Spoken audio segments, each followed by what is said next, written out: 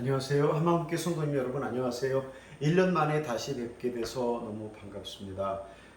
2년이 지나도록 계속 코로나로 얼마나 고생이 많으십니까?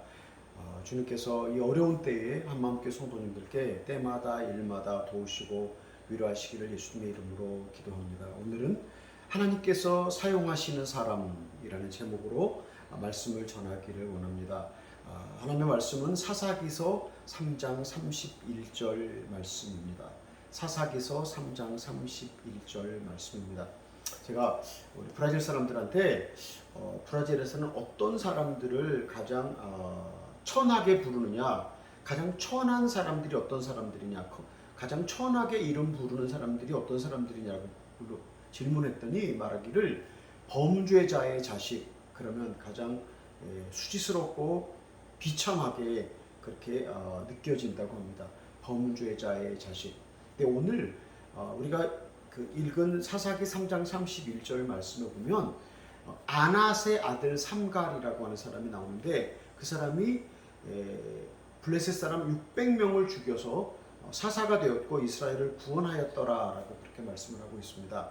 이 말씀을 보면 이 삼갈이라고 하는 사람은 아낫의 아들이라고 불리는데 이 아낫의 아들이라고 하는 이름의 뜻은 이방 여신의 아들, 아니면 또 이 삼갈이 이방인이었을 가능성도 있다고 그렇게 이야기를 합니다. 그러니까 당시에 이 삼갈이라고 하는 사람은 요즘엔 정말 많은 사람들로부터 브라질 사람들이 가장 비천하게 불려지는 천하다고 이렇게 부르면서 하는 범죄자의 자식, 범죄자의 아들처럼 그 당시에 어쩌면 가장 비천한 사람이었을 것이라고 우리가 쉽게 이해를 할 수 있습니다.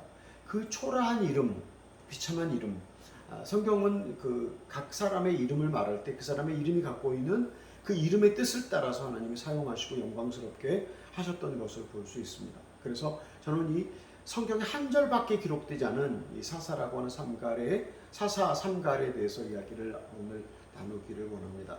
첫 번째로 이 사사 삼갈이 이렇게 비천한 이름, 정말 이방 여신의 아들 또는 이방인이었을 수 있는 이 가능성을 가진 이 삼갈이 어떻게 하나님께 쓰임을 받아서 이스라엘의 사사가 되었는지 함께 연구해 보기를 원합니다. 첫 번째로 가난의 축복이라고 하는 제목으로 말씀을 생각해 보기를 원합니다. 하나님은 성경 모든 곳에서 그 당시의 주류의 사람들보다는 비주류의 사람들을 사용했던 것 같습니다. 그러니까 성경에 나오는 모든 하나님의 사람들이 그 당시에 정말 요즘 사람들이 말하는 금수저를 물고 태어나는 것이 아니라 정말 흙수저였던 이름 없는 무명의 또는 비천한 사람들, 또 문제가 있는 사람들, 결핍이 있는 사람들이었지만 하나님께서 그들을 사용하셨다고 하는 그런 말씀입니다. 우리가 잘 아는 말씀 고린도전서 1장 26절 말씀을 보면 이런 말씀이 있습니다. 형제들아 너희를 부르심을 보라. 육체를 따라 지혜로운 자가 많지 아니하며 능한 자가 많지 아니하며 문벌 좋은 자가 많지 아니하도다. 그러나 하나님께서 세상에 미련한 것들을 택하사 지혜 있는 자들을 부끄럽게 하려 하시고 세상에 약한 것들을 택하사 강한 것들을 부끄럽게 하려 하시며 하나님께서 세상에 천한 것들과 멸시받는 것들과 없는 것들을 택하사 있는 것들을 폐하려 하시나니 이는 아무 육체도 하나님 앞에서 자랑하지 못하게 하려 하심이라. 이렇게 말씀을 하십니다. 왜 하나님께서 주류의 사람들을 사용하지 않고 모든 때에 비주류의 사람들을 사용하셨을까? 아무 육체라도 하나님 앞에서 자랑하지 못하도록 그들이 행하는 일에 자랑하지 못하도록 하나님께서는 가난한 자, 또 비천한 자를 들어서 강한 자, 지혜로운 자들을 부끄럽게 하셨다라고 하는 그런 말씀입니다. 세상은 가난한 것을 축복이라고 말하지는 않습니다. 부유한 것을 좋아하고 가난한 것을 좋아하지는 않습니다. 사람들이 말하기를 가난은 불행하진 않지만 불편할 뿐이다라고 그렇게 말을 합니다. 그러나 세상은 부자는 높이고 가난한 사람은 낮추는 것을 볼 수 있습니다. 이전에는 개천에서 용이 난다 그런 말을 했는데 요즘에는 개천에서는 절대 용이 나지 않는다 그렇게 이야기를 하기도 합니다. 그런데 이 그 삼갈이라고 하는 사람이 그런 이름을 갖고 있었고, 그런데 하나님 그를 사용하셨다라고 그렇게 성경은 그렇게 이야기를 하고 있습니다. 이 삼갈이라는 사람은 어쩌면 일생 동안 많은 사람들로부터 비웃음과 조롱과 다른 사람들에게 놀림거리가 되었을 것입니다. 그런데 이 놀림거리와 비웃음을 받으면서 그는 어땠을까? 그는 어쩌면 많은 슬픔을 느꼈을 것이고 그는 많은 아픔을 느꼈을 것입니다. 그런데 이 슬픔과 아픔을 느끼면서 그 슬픔과 아픔에 파묻혀서 주저앉아 버리면 아무것도 아니죠. 그런데 다른 사람들이 주는 비웃음과 조롱과 놀림거리 가운데서 그 슬픔과 아픔을 갖고 주님께 나갔을 때, 그 슬픔과 아픔을 주님께 갖고 나갔을 때 하나님께서는 그 슬픔과 아픔을 통해서 우리가 상한 마음을 주시고 우리로 하여금 하나님께 쓰임 받도록 하신다, 하나님께 사용하신다라고 하는 것을 말씀을 드리고 싶습니다.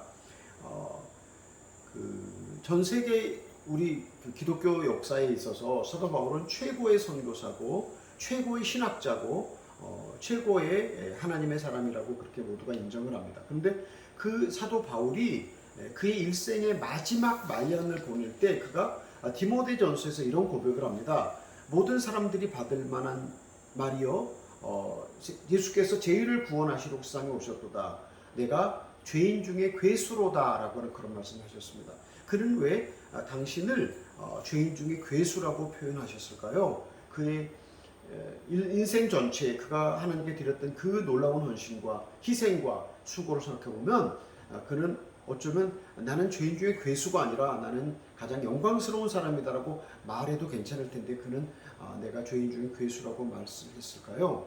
그가 그렇게 고백한 것은 어쩌면 이 세상에서 가장 성공한 사람들, 이 세상에서 가장 진실하고 가장 온전하게 산 사람들의 마지막 결론은 바로 내가 죄인 중에 괴수라고다라고 하는 상한 마음을 고백하면서 하나님의 은혜 가운데 더 깊이 잠입하는 것을 볼 수 있다라고 생각합니다.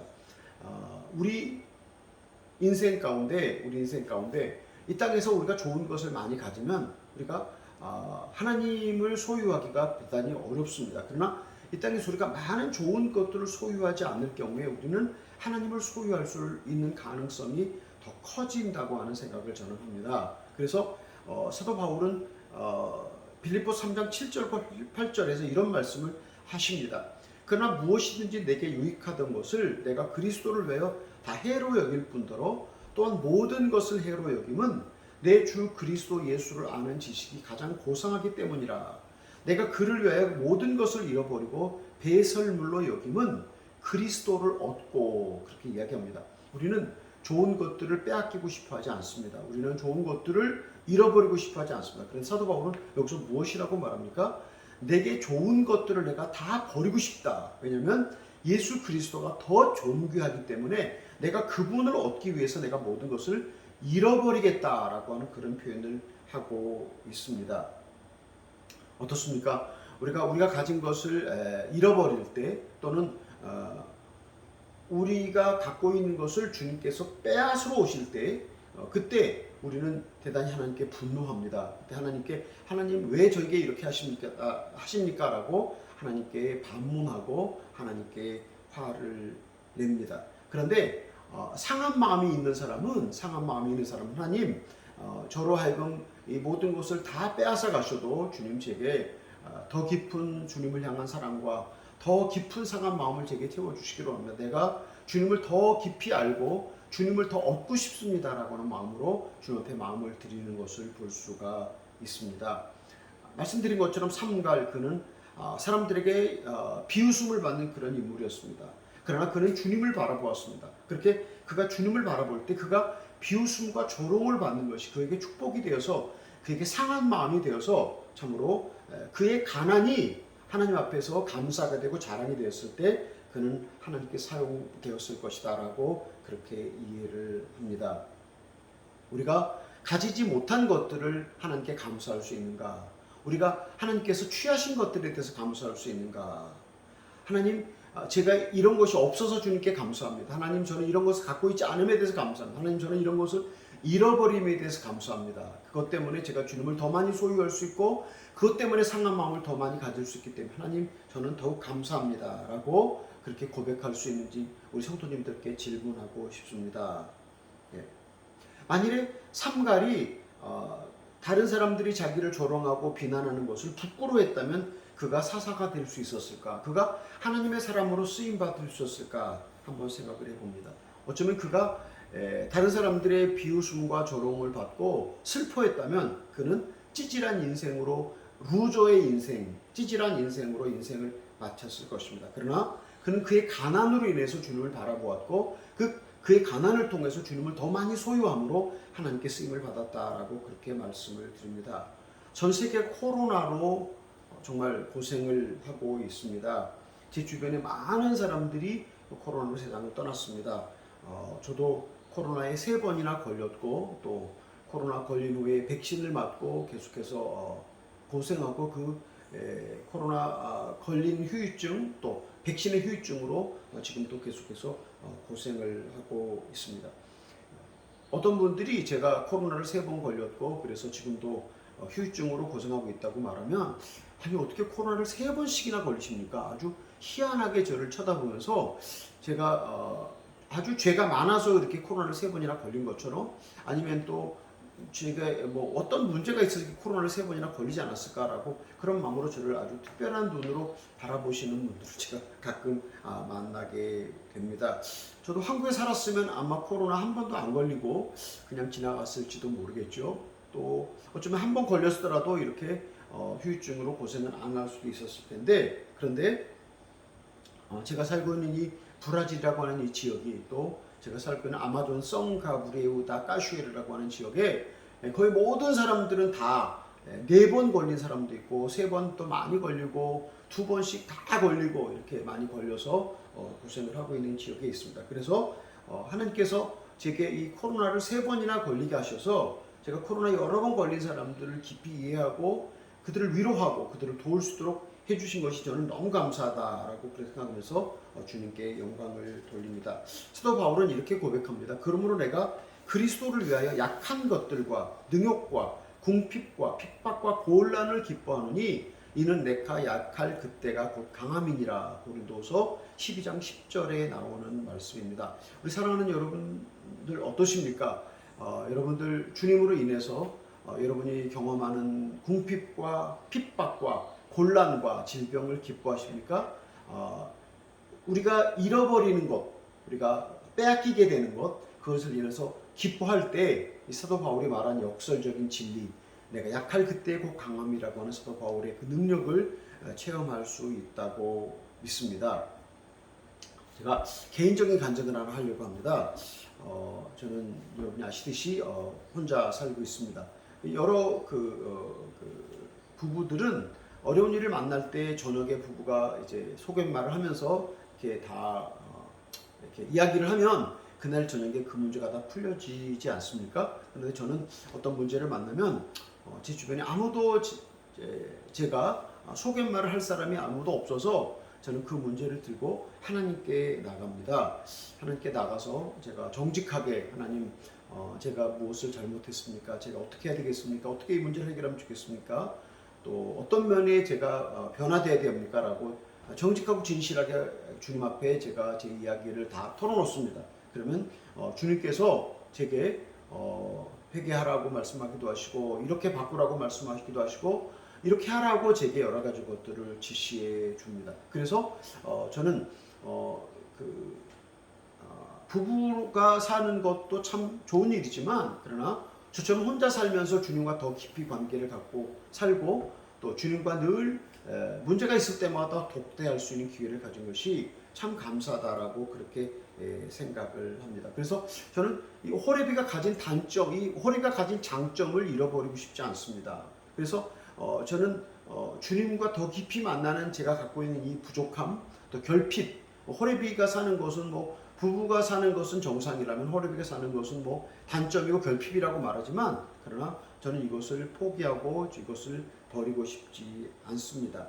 그래서 제가 다시 말씀드리면 우리가 가진 어떤 가난에 대해서 우리가 소유하지 못한 건강에 대해서 그것에 대해서 감사하면 그 감사하는 그 장소가 주님이 계신 곳이 되고 그 주님이 계신 그곳이 바로 우리의 은혜가 되어서 우리로 하여금 그 가난이 다른 사람들에게 자랑이 되고 다른 사람들에게 간증이 되고 다른 사람에게 도전할 수 있다라고 그렇게 생각을 합니다.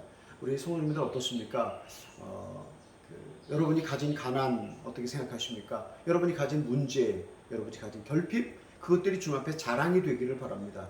그것들이 주님 앞에서 감사가 되어서 상한 마음을 더 깊이 체험하시고 그 상한 마음으로 인해서 주님을 더 깊이 만나시며 주님께 사용당하시는 성도님들 되시기를 예수님의 이름으로 축복합니다. 두 번째로는 제가 성령의 인도에 민감하라라고 말씀드리고 싶습니다. 이 삼갈이라는 사람의 직업은 아마 농부였던 것 같습니다. 그가 소 모는 막대기로 블레셋 사람 600명을 죽였다라고 그렇게 말합니다. 소 모는 목대기를 가진 농부. 근데 한번 우리가 생각을 해봅니다. 이 삼갈이라는 사람이 소를 몰면서 농사를 짓고 있는데 논을 밭을 갈고 있는데 이 블레셋 사람들이 악을 행하는 것을 보고 정말 그의 마음에 거룩한 분노가 일어서 그가 블레셋 사람들을 죽이기 시작하는 것이 아닐까라고 생각을 해봅니다. 네, 그래서 어쩌면 이 삼갈이라는 사람은 성령의 인도하심에 민감했다라고 그렇게 생각을 합니다. 성령의 인도하심에 민감하다고 하는 것, 이것은 참으로 늘 주님과 동행한다는 것이고 그리고 주님 앞에서 순전하다는 것이요 주님의 뜻을 이룬다고 하는 그런 뜻일 것입니다. 이 세상에서 누가 주님보다 더 경건했겠는가? 아마 이 세상에서 예수님보다 경건한 사람은 아무도 없었을 것입니다. 근데 성경을 보면요, 주님이 세례를 요단강에서 세례 요한에게 받습니다. 그런데 세례를 받고 난 다음에 하나님께서 예수님께 너는 내 사랑하는 아들이라고 그렇게 말씀을 하십니다. 예수님이 그 말씀을 들으셨을 때 얼마나 기쁨이 충만하셨을까. 그런데 그 말씀을 듣고 난 곧바로 성령님께서 예수님을 광야로 인도하셔서 예수님이 광야에 가셔서 40일 금식 기도를 하시면서 그의 공생애를 준비하시는 모습을 볼 수 있습니다. 성령의 인도에 민감하다고 하는 것은 돈 버는 일이나 공부하는 일이나 살림을 잘하는 일이나 어떤 일을 하는 것에 지혜가 있어서 그것을 잘 해결하는 것이 아니라 참으로 하나님의 뜻이 우리 안에서 이루어질 수 있도록 그분에게 우리를 내어드린다라고 하는 것이라고 그렇게 생각을 합니다. 그런데 우리가 흔히 경건이라고 이야기하면 기도 많이 하고 성경 많이 읽고 교회 생활을 잘하는 사람이 경건한 사람이다라고 그렇게 이해할 수가 있습니다. 근데 저도 동의합니다. 기도 많이 하고 성경 많이 읽고 교회 생활을 잘하는 것이 아주 중요합니다. 그런데 우리가 성령의 인도에 민감하다고 하는 것은 어쩌면 본질적으로 우리가 주님의 제자가 되는 일, 자신을 부인하고 자신을 부인하고 십자가를 지는 일을 잘하는 것이 참으로 성령의 인도에 더 민감한 것이다라고 그렇게 생각을 합니다.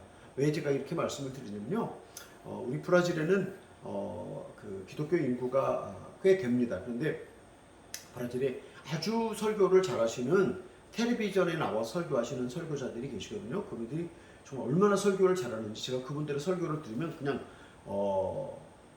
정말 그냥 뚜껑이 열리는 것 같아요. 왜냐하면 설교를 너무 잘하셔서 하늘에서 불이 떨어지고 많은 병자를 고치고 얼마나 논리적이고 그리고 표현을 잘하시고 성경 지식이 얼마나 많은지 정말 제가 그분들의 설교를 들을 때마다 그냥 정말 뚜껑이 열리는 것처럼 그런 감동이 있는데 그런데 그럼 그분들이 기도를 얼마나 많이 하겠어요, 그렇죠? 그분들이 성경을 얼마나 많이 읽겠어요? 그리고 그분들이 또 얼마나 그 하나님을 열심히 사랑하시겠습니까? 그런데 가끔 그 브라질 이렇게 잡지 같은 데서 그분들의 재산을 공개하잖아요. 근데 그분들의 재산이 막 수조가 되더라고요. 수억이 아니라 수조가 되는 그런 모습을 보면서 야, 그렇게 설교를 잘하시고 그렇게 능력을 많이 갖고 병자를 치료하는 그분들이 그렇게 많은 재산을 가질 필요가 무슨 이유가 있을까? 그분들이 만일에 그분들의 재산을 다 푼다면 어쩌면 도시 몇 개를 구제하고 남을 수 있을 만큼 그렇게 많은 재산을 그분들이 품고 있는데 그분들의 그 능력과 그 놀라운 말씀의 능력과 그리고 그분들이 갖고 있는 그 엄청난 재산, 그 재산 이것은 도대체 무엇인가? 이 이유를 배반한 것이 아닌가라고 생각을 해봅니다. 그래서 제가 그렇게 이율배반한 이런 것들을 보면서 어쩌면 우리가 그냥 기도 생활 잘하고 또 말씀 잘 읽고 교회 생활 잘한다고 하는 것이 경건한 일이라고 하면 그 브라질 TV 설교자들은 진짜 경건한 사람이라고 볼 수 있지만, 그러나 그들의 삶이 그들의 말씀과 일치해야 되는데 그렇지 않은 것을 보면서 저는 굉장히 황당한 느낌을 갖습니다. 그래서 경건함이라고 하는 것은 무엇인가? 경건함이라고 하는 것은 어쩌면 단지 기도 생활, 성경 말씀 읽는 생활, 교회 생활만이 아니라 정말로 주님 앞에서 자신을 철저히 부인하고 자신을 주님 앞에 쳐서 복종시는 일이라고 생각을 합니다. 혹시 우리 성도님들 읽으셨는지 모르겠습니다. 아주 중요한 영적인 경건서적 중에 하나입니다. 높은 데서 사슴처럼이라는 그런 책이 있습니다. 이 철러 역정을 현대판으로 이해했다고도 그렇게 말씀드릴 수 있는데, 주인공인 두려움이 목자에게 부탁을 해서 높은 데서 뛰어다니는 사슴처럼 그렇게 살게 해달라고 부탁을 합니다. 그러니까 목자가 이 두려움이라고 하는 친구에게 슬픔과 고통이라고 하는 두 명의 동반자를 주고 높은 산으로 올라오도록 인도를 해나갑니다. 그러니까 높은 산으로 올라간다고 하는 것은 영적인 과정을 지나가면서 그 두려움이라고 하는 사람이 갖고 있는 모든 문제를 해결해 나간다고 하는 것이거든요. 근데 그러니까 슬픔과 고통이 이 두려움이라고 하는 사람에게 함께 동반하면서 이 사람을 변화시켜서 바로 온전한 하나님의 사람으로 만들어 간다라고 하는 그런 것입니다. 우리 성도님들 어떻게 생각하십니까? 우리를 주님께로 데려가는 것은 무엇입니까? 우리를 주님께로 데려가는 것은 하나님께서 우리에게 땅에 허락하시는 모든 문제와 고통 속에서 우리가 그 고통 가운데서 우리가 주님을 더 깊이 경험하면서 우리 자신을 쳐서 복종시키고 우리 육신의 죽음으로만, 우리 자아의 죽음으로만 우리가 온전하게 되어져 갈 수 있습니다. 그래야만 우리가 성령의 인도에 민감해질 수 있습니다. 우리가 얼마나 성령의 인도하심에 민감해질 수 있는가? 우리 자아가 얼마나 죽었느냐에 따라서 우리가 주님께 민감하여질 수 있습니다. 갈라디아서 5장에 보면 육체의 열매가 나옵니다. 사도 바울이 이렇게 이야기합니다. 내가 이르노니 너희는 성령을 따라 행하라. 그리하면 육체의 욕심을 이루지 아니하리라. 육체의 소욕은 성령을 거스르고 성령은 육체를 거스리나니 이 둘이 서로 대적함으로 너희가 원하는 것을 하지 못하게 하려 함이니라. 너희가 만일 성령의 인도하시는 바가 되면 율법 아래에 있지 아니하리라. 육체의 일은 분명하니 곧 음행과 더러운 것과 호색과 우상 숭배와 주술과 원수 맺는 것과 분쟁과 시기와 분냄과 당짓는 것들과 분열함과 이단과 투기와 술 취함과 방탕함과 또 그와 같은 것들이라. 전에 너에게 경계한 것 같이 경계하노니 이런 일을 하는 자들은 하나님의 나라를 유업으로 받지 못할 것이요 라고 그렇게 말씀을 했습니다. 그러니까 육체의 열매에 대해서 죽고 또 죽고, 그래서 완전히 우리 자아가 죽음에 넘겨질 때 우리는 참으로 하나님의 인도하심에 민감하게 반응할 수 있다고 하는 이야기입니다. 사도 바울은 갈라디아서 5장 24절에서 이렇게 말씀하십니다. 그리스도 예수의 사람들은 육체와 함께 그 정욕과 탐심을 십자가에 못 박았느니라. 다시 말씀을 드립니다. 우리가 얼마나 우리 육체의 열매에 대하여 죽고 죽었는가, 우리 자아가 얼마나 깨졌는가. 하나님이 우리에게 여러 가지 문제를 허락하십니다. 코로나도 하나님 허락하시는 문제 가운데 우리가 정말로 우리가 갖고 있는 여러 가지 문제들에서 죽기 원하시는 하나님의 뜻을 분별하기를 바랍니다. 성경에 또 이렇게 말하지 않습니까? 마태복음 8장 35절에서 누구든지 자기 목숨을 구원하고자 하면 잃을 것이요 누구든지 나와 복음을 위하여 자기 목숨을 잃으면 구원하리라. 어떻습니까? 복음을 위해서 날마다 죽고 싶습니까? 날마다 죽고 싶지 않으면 회개하셔야 됩니다. 날마다 주님 죽고 싶습니다. 날마다 주님 저 자신에 대해서 죽고 싶습니다. 주님으로 살고 싶습니다. 라는 이런 기도가 우리 성도님들의 매일의 기도가 되기를 바랍니다. 하나님 이거 해주세요, 저거 해주세요. 그런 기도 하나도 하지 않아도 하나님 제가 매일 주님 안에서 죽고 싶습니다. 제가 주님으로 살고 싶습니다. 그래서 주님으로 해서 죽으면 살 것이라. 주님을 살고자 하면, 나를 위해 살고자 하면 죽을 것이고 주님을 죽고자 하면 살 것이라고 했는데, 하나님 제가 이런 기도를 하기 원합니다라고 그렇게 말하면서 주님 앞에 날마다 나가시기를 바랍니다. 우리가 주님 앞에서 많이 죽고 싶어 하면 그 죽고 싶어 하는 마음이 더 크고 커져서 우리에게 문제가 생길 때 하나님 감사합니다. 오늘 또 이렇게 문제를 주셔서 제 자신을 보게 하시고 제 자아를 죽음에 넘길 수 있게 해주셔서 감사합니다. 기회를 주셔서 감사합니다라고 주님께 감사할 수 있게 될 것입니다. 여러분에게 이런 기도가 꼭 있기를 바랍니다. 만일에 여러분에게 날마다 자아에 대해서 죽고 싶은 욕망, 죽고 싶은 소원이 없으면 회개하시기를 바랍니다. 자아에 대해 죽고 싶은 소망이 없다고 하는 것은 무엇을 말하냐면요, 세상에 떠서 좀 더 잘 살고 싶다고 하는 여러분의 욕심을 드러내고 있기 때문입니다. 자아에 대해서 날마다 죽고 또 죽기를 원합니다라고 하는 그런 소원이 여러분에게 매일 있으시기를 바랍니다. 하나님은 우리를 사랑하십니다. 하나님은 우리를 위해서 놀라운 계획을 갖고 계십니다. 이 놀라운 계획을 우리에게 이루어주시기 위해서 우리로 하여금 이것을 원하고 계시고, 그리고 이것은 성경이 말하는 것처럼 많이 가진 자는 더 가질 것이고 적게 가진 자는 있는 것도 빼앗기리라고 그렇게 말씀하셨거든요.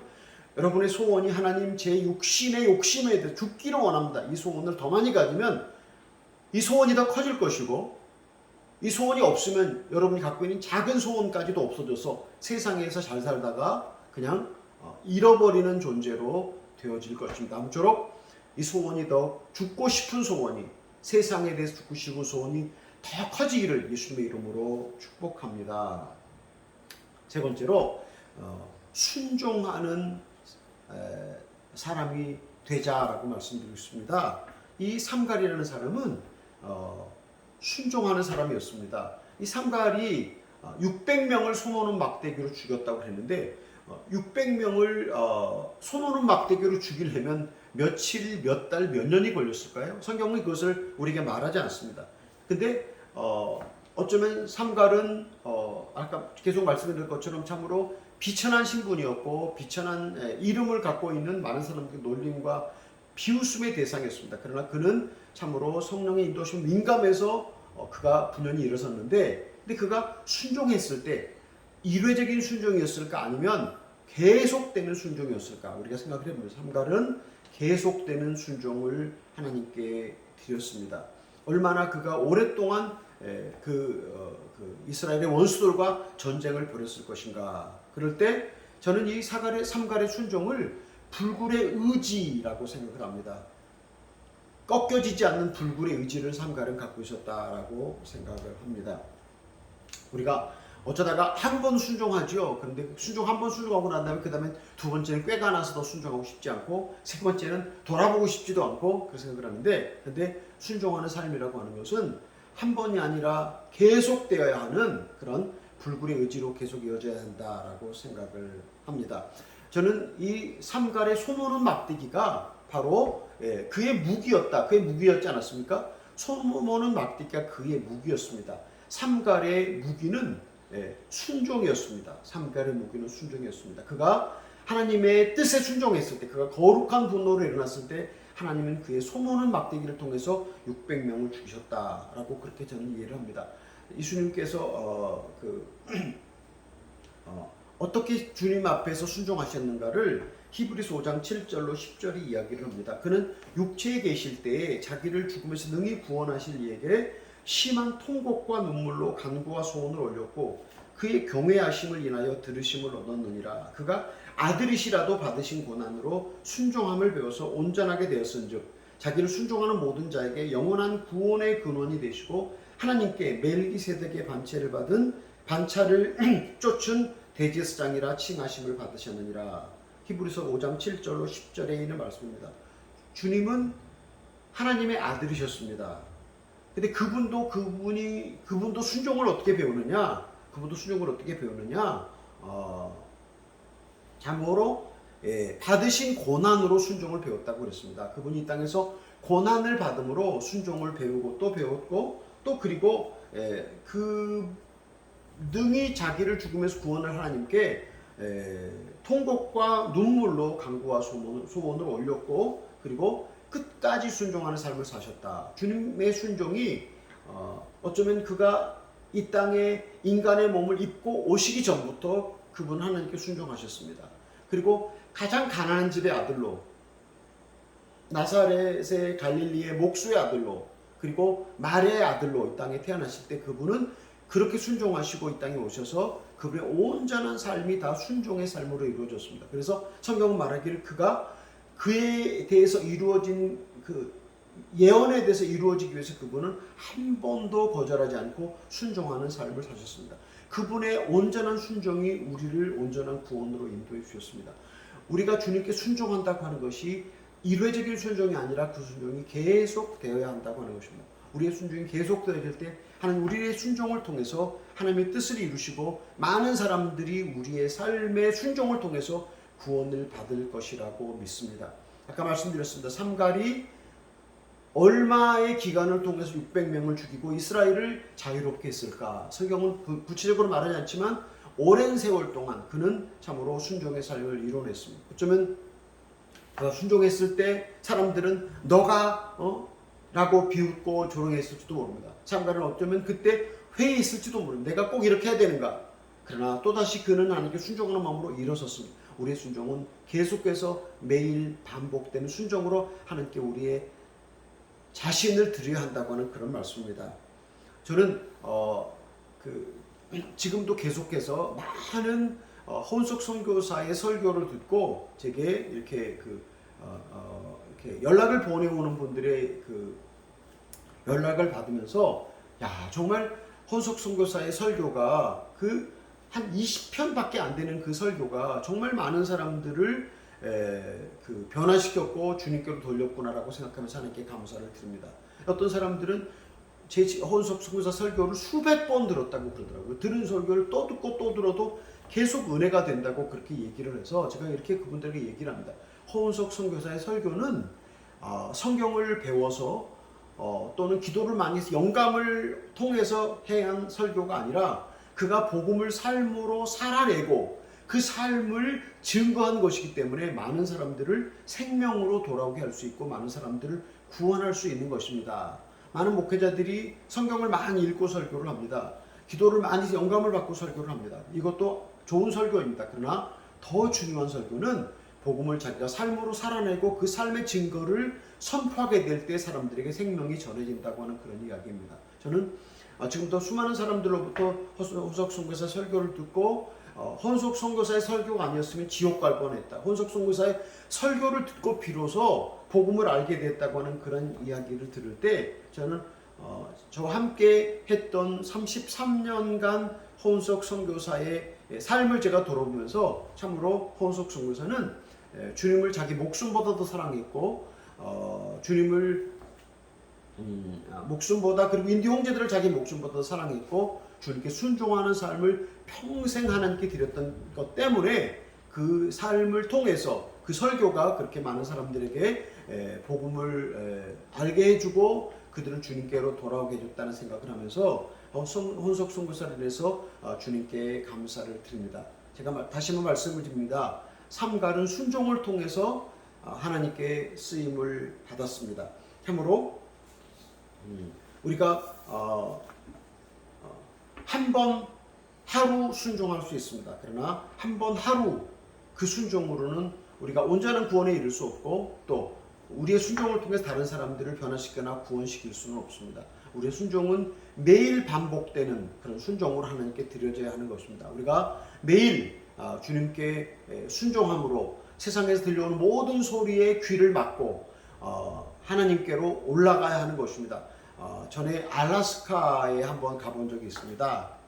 그때가 7월이었는데 연어들이 바다에서 강을 따라서 그들이 태어났던 고향으로 올라가는 험한 여정을 보았습니다. 참으로 오랜 시간이 걸려서 그들이 태어났던 곳으로 돌아가는데 연어들이 돌아가는데 낚시꾼들이 연어들을 잡기 위해서 낚시줄을 던지는데 연어들은 낚시밥에 전혀 상관하지 않고 오직 그들이 태어난 곳으로 돌아가서 알을 낳고 죽기 위해서 그들이 계속해서 그런 죽음의 행진을 하는 것을 보았습니다. 참으로 그들의 자연에 순종하는 그들의 본성을 순종하기 위해서 연어들이 이렇게 올라가는 것을 보면서 제가 큰 감동을 받았습니다. 우리 사랑하는 성도님들 한 물고기인 연어가 본성의 순종함으로 죽음의 행진을 걸어가는 것처럼 우리는 하나님의 뜻에 순종함으로 날마다 우리 자신을 주님께 드려서 우리가 하나님께 드림으로 인해서 많은 사람들이 하나님께 돌아오고 우리의 삶이 주님 말씀하시고 내가 온 것은 양으로 생명을 얻게 하고 더 풍성히 얻게 하려 함이라. 그런 주님 말씀 우리 안에서 이루어지기를 간절히 바랍니다. 이제 설교를 마치고 있습니다. 참으로 비천하고 이름 없는 그런 삼갈이라고 하는 사사를 통해서 하나님이 이스라엘 백성들을 구원하셨다. 그는 비록 가난했지만 그의 가진 가난이 그 가난을 통해서 오히려 그는 복을 받은 사람이었다라고 말씀을 드렸습니다. 두 번째로 그는 참으로 성령의 인도에 민감해서 하나님께 쓰임을 받았다. 그리고 세 번째로 그는 순종함으로 사사 600명을 죽인 사사가 이스라엘을 구원하였다라고 말씀을 드렸습니다. 하나님께 사용하시는 사람, 하나님은 주류의 사람들을 통해서가 아니라 비주류의 사람들을 통해서 항상 하나님의 역사를 이루었습니다. 오늘 누가 하나님의 역사를 이 코로나가 창궐해서 참으로 두려움과 불확실의 세계 속에 살고 있는 우리들에게 복음을 전하고 구원을 베풀고 하나님의 복음을 담대히 전할 수 있겠습니까? 바로 한마음교회 성도님 여러분이 이 땅에서 분연히 일어나서 하나님의 복음을 전하는 삼갈처럼 하나님의 종이 되는 그런 역사가 있기를 예수님의 이름으로 축복합니다. 감사합니다. 기도하시겠습니다. 하나님 아버지 감사하고 주님을 찬양합니다. 1년 만에 다시 우리 한마음교회 성도님들과 함께 말씀을 나눌 수 있게 돼서 진심으로 감사합니다. 하나님께서 찾으시는 사람이 누구인가? 이 땅에서 분연히 일어나서 하나님의 뜻을 위해서 참으로 자신을 드리고 순종하며 하나님의 복음을 전하는 그런 한마음교회 성도님들이 되어지게 하여 주시옵소서. 예수님의 이름으로 기도하옵나이다. 아멘.